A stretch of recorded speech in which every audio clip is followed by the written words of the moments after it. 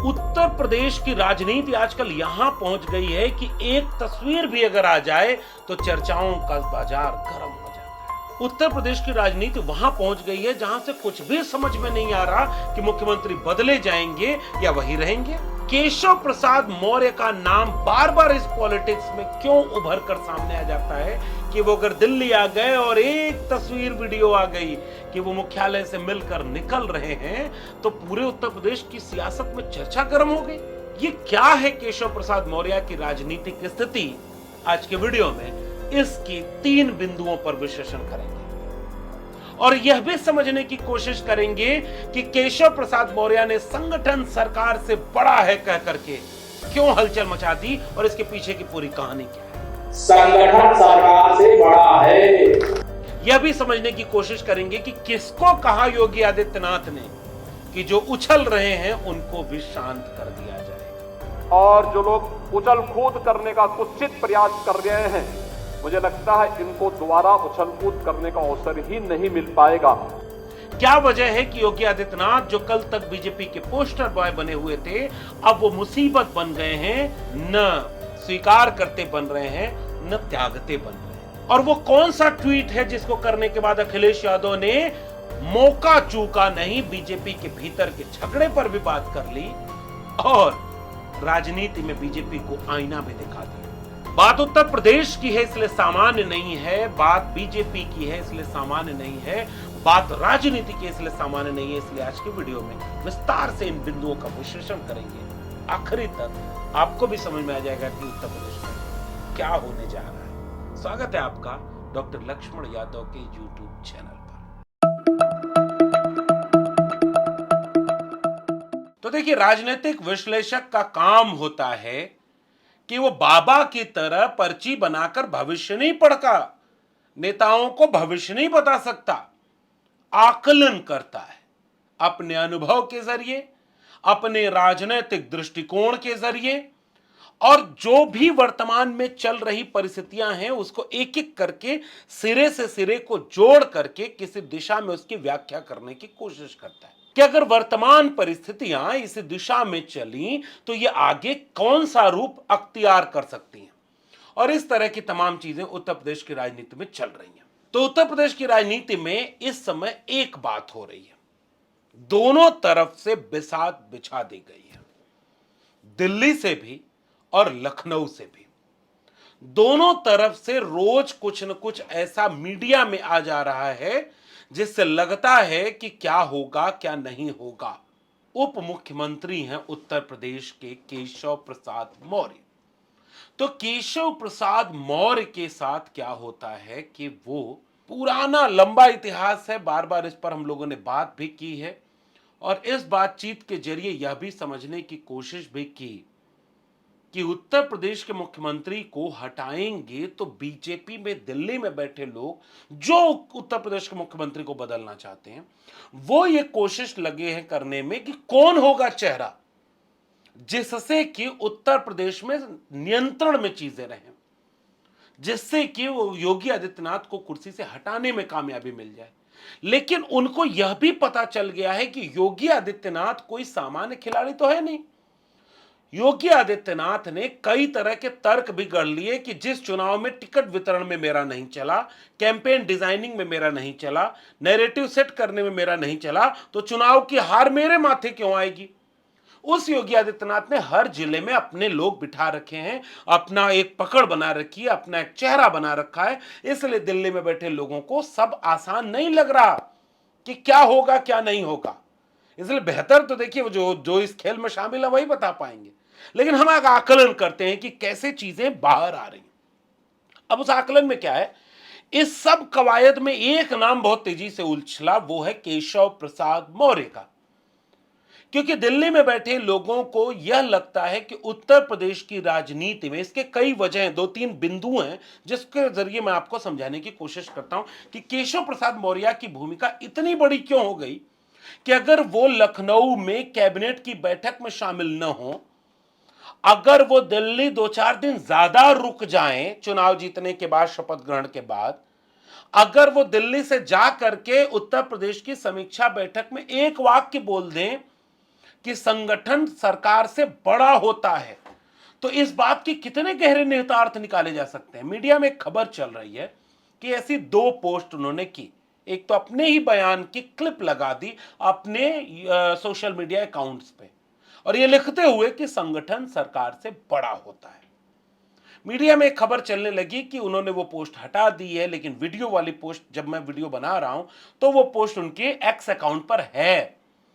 लेकिन जो मीडिया कह रही है कि कुछ दबाव केशव प्रसाद मौर्य पे भी काम कर रहा है, लेकिन केशव प्रसाद मौर्य का एक केंद्र बन गया है।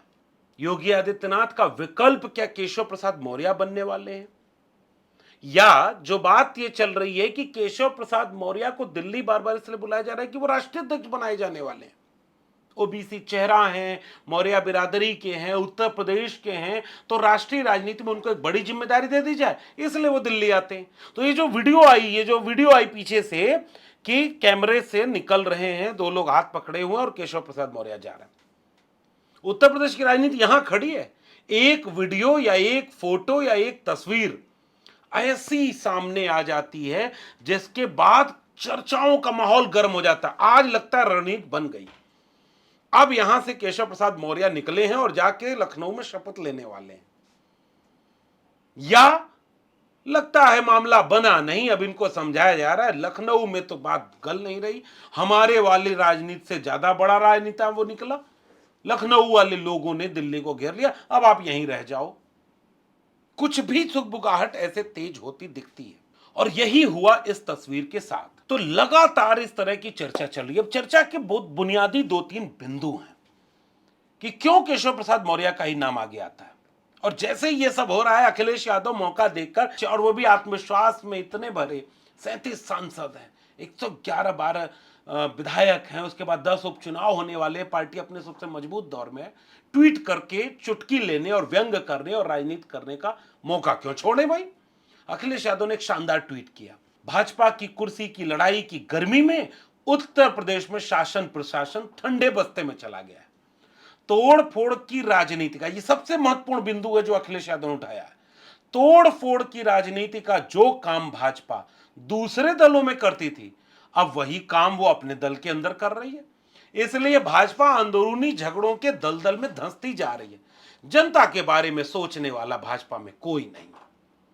और यह सच बात है कि वही बीजेपी जो दिल्ली में जो बैठे उसके बड़े ताकतवर लोगों ने जब चाहा शिवराज सिंह चौहान को हटाने में देर नहीं लगी, उन्हें येदियुरप्पा से लेकर विजय रूपाला को बदलने में कतई देर नहीं लगी, मनोहर लाल खट्टर को हटा करके वसुंधरा राजे सिंधिया को हटाने में, उत्तराखंड में मुख्यमंत्री बदलने में बिल्कुल नहीं इतना वक्त लगा, और न इतनी मीडिया में चर्चा हुई। आखिर क्या वजह है कि उत्तर प्रदेश में इतनी मीडिया में चर्चा होती है? तो 2 बिंदु जो पूरी बातचीत में मैं आपसे साझा करना चाहता हूं। एक तो केशव प्रसाद मौर्य क्यों बार बार आगे रखते हैं, और दूसरा ये क्या वजह है कि मुख्यमंत्री बदलने में बीजेपी की मुश्किल हो रही है, या बदल भी पाएगी या नहीं बदल पाएगी, या बदलना चाहते भी हैं या डर गए हैं। पहली बात, केशव प्रसाद मौर्य 2017 में प्रदेश अध्यक्ष थे, उनके चेहरे पर चुनाव लड़ा गया, चुनाव जीत गए, मुख्यमंत्री की शपथ लेना चाह रहे थे, और तब तक मंदिर में पूजा वूजा करते रह गए और मुख्यमंत्री बन गए योगी आदित्यनाथ। उनके समझ में नहीं आया कि ये क्या हो गया। तब से इसकी बुनियाद रच दी गई है, और वो झगड़ा तब से चला आ रहा है। 19 में कुछ झगड़ा सामने आया, 22 के चुनाव तक आते आते केशव प्रसाद मौर्य का बयान आने लगा कि नहीं भाई, कमल के फूल पर चुनाव लड़ा जा रहा है, मुख्यमंत्री चेहरा बाद में तय किया जाएगा। 22 में चुनाव जीत गए और फिर योगी आदित्यनाथ मुख्यमंत्री बन गए, और वहीं एक गजब का विडंबना हुई कि खुद केशव प्रसाद मौर्य अपना चुनाव हार गए पल्लवी पटेल से। गड़बड़ हो गई राजनीति। फिर भी सब कुछ चलता रहा, और 2024 के बीच फिर सब कुछ वही तकड़म, दिल्ली लखनऊ झगड़ा, केशव प्रसाद मौर्य बीच में खड़े।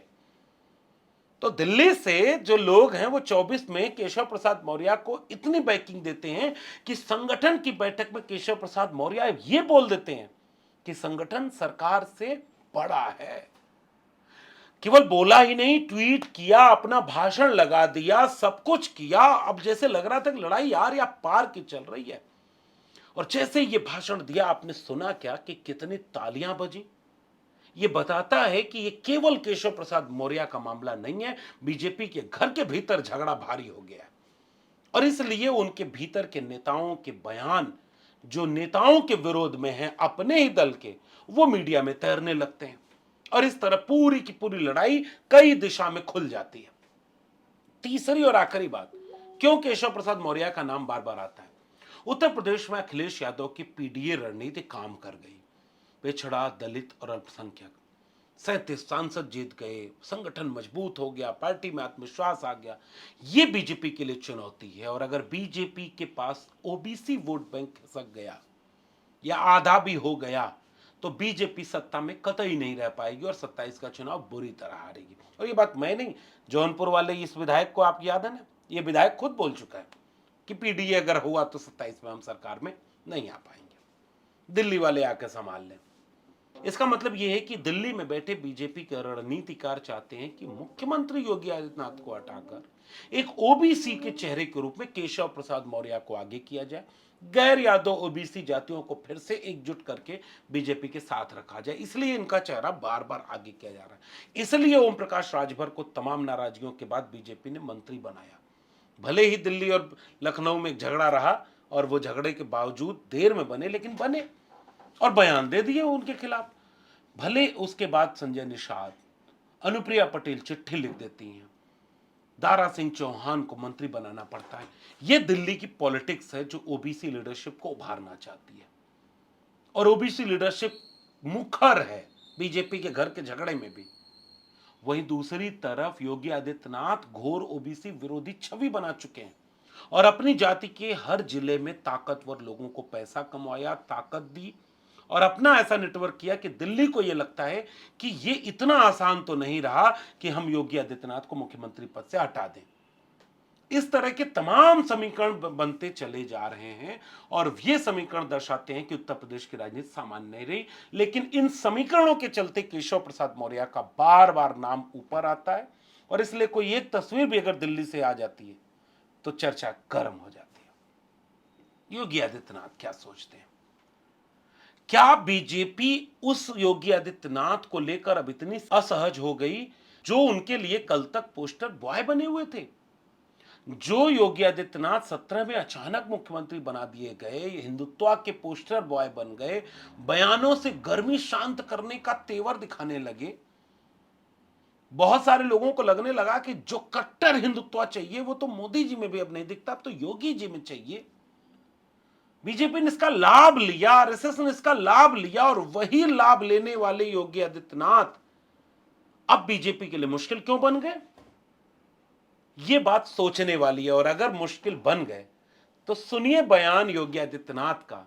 जो 14, 17, 19, 22 पंचायत चुनाव, नगर निकाय चुनाव, उपचुनावों में बना रहा यही मोमेंटम 2027 में भी बनेगा।